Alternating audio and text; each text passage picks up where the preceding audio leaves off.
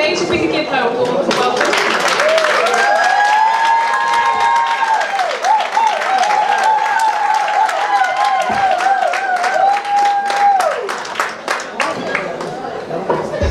Greetings, beautiful people. I bring you warm royal salutations from the domain of my grandfather, His Royal Majesty, Oba William Christopher Adedoyin II, the Akarigo of Remoland. We know where that is, and if you don't, go Google it. It's somewhere in a place called Shagamu in Ogun State. And Ogun State is of course in Nigeria, the most beautiful country in the world. Alongside UK, Zimbabwe, Ghana, and the rest of the world. Ireland, Scotland, Sierra Leone, Ghana. Because indeed we are the world. We are the children of the Most High Creator. I want to first say a big thank you to Her Royal Highness Princess Sandra Nelson for putting this together, inviting us. Most of you might not know, but Princess Sandra is actually a daughter of an Igwe. In Nigeria, Igwe means a king. She keeps it very quiet, but today you know. So she's my royal sister and my friend, and congratulations on the arrival of the beautiful princess. She gave birth a week ago exactly. Can you imagine?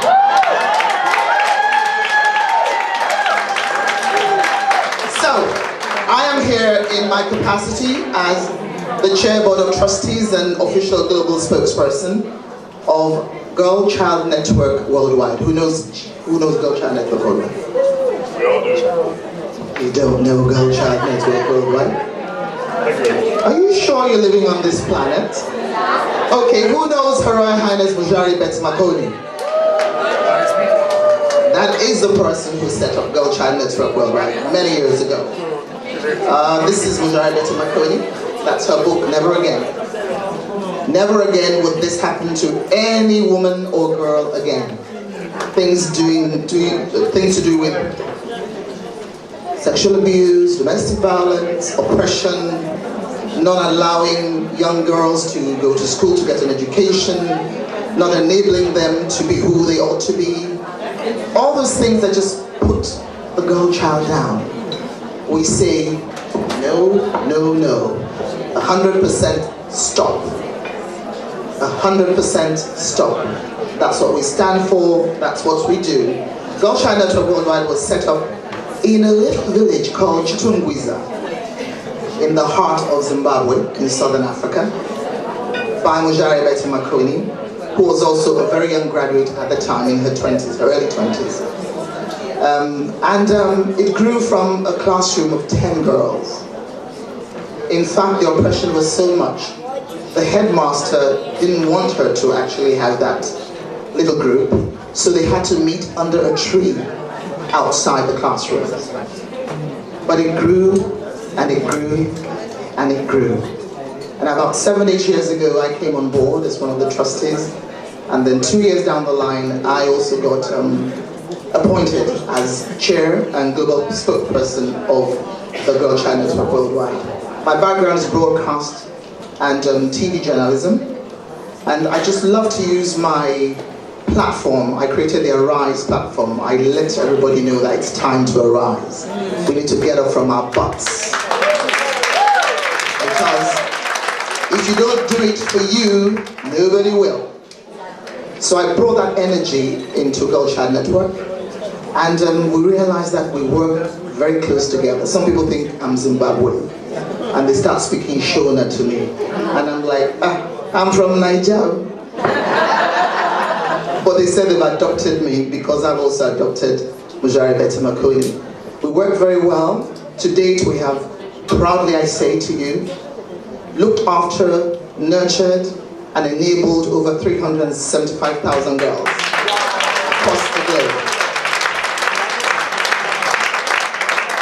And what we do is very simple. We do know that there are big organizations, like Save the Children, etc., we don't show you all the pot-bellied babies.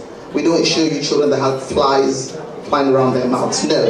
We try to show you those ones that have been enabled to try their best.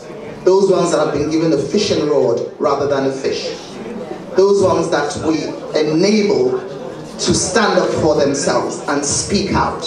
So we say, arise, stand up, speak out. Because we must break the culture of silence.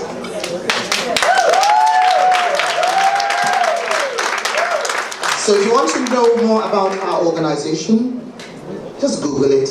www.girlchildnetworkworldwide.org. I repeat, www.girlchildnetworkworldwide.org. You will be flabberwhelmed and overgasted. Today is an amazing day. I love Lift Effects. I love the brand. I love the people involved. I love all of you who always come every year to support her. And today I thought I have to lift the effects. So we're all here to be lifted. We're all here to hold each other's hands. We're all here to support each other. One thing I always say is women must make sure that they touch one and reach one. You have to.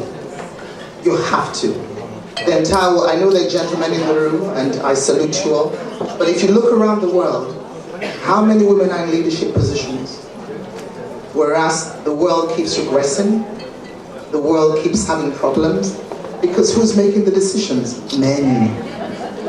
So if you want to know the character, the true character of a young boy or a man, I always say, show me the women in his life.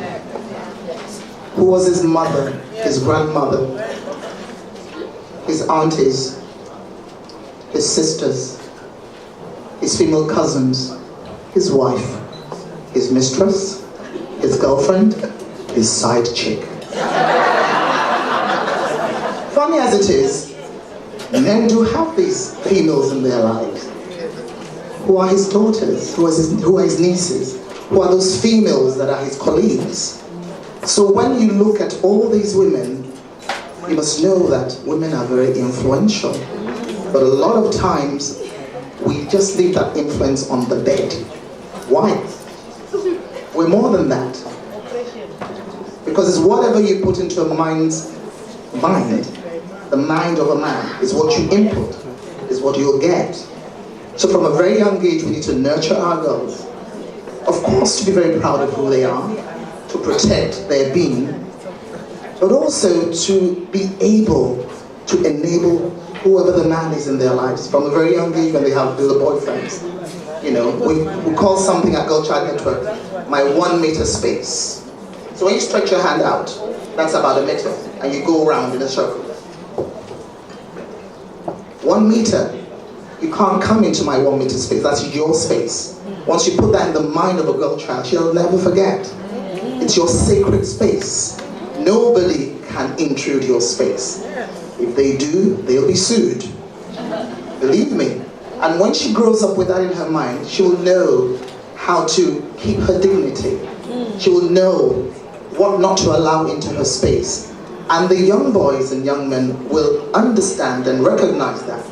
You don't touch that lady, you don't mess with that girl. They would know.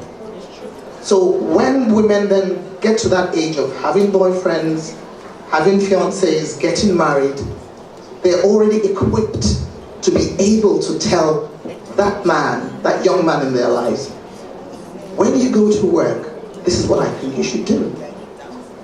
The presidents of countries, when they go to bed at night, there is somebody they put their head on the chest. Could be their wives, could be the other woman. So be you the wife, be you the other woman. The most important thing is to ensure that that man does what is right. He has to make what he does count. So if you want to be the other woman, that's fine. These things happen in life. There's nothing we can do about it. But ensure you are a good other woman. You're not a threat to those in the man's life and in his home. and you're not a threat to the organization or country that he runs.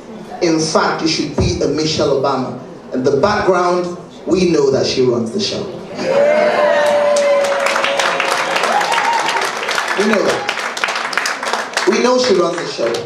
Or else America would have been a mess with all the challenges they gave Barack. But she was there, keeping him steady, ensuring that he does the right things. They discuss stuff. Things to do with intelligence.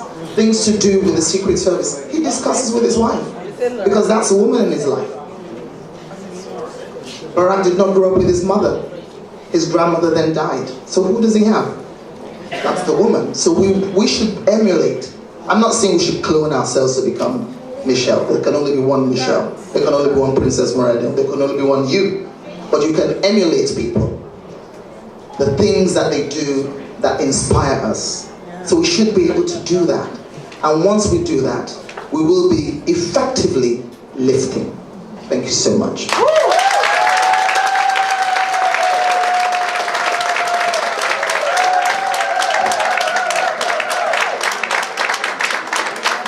I'm supposed to have some assignment, so I don't know whether I can skedaddle off the stage. I can leave. Thank you. Enjoy your day, and I hope to meet all of you later. And don't forget, www.girlchildnetwork worldwide. It's smoking.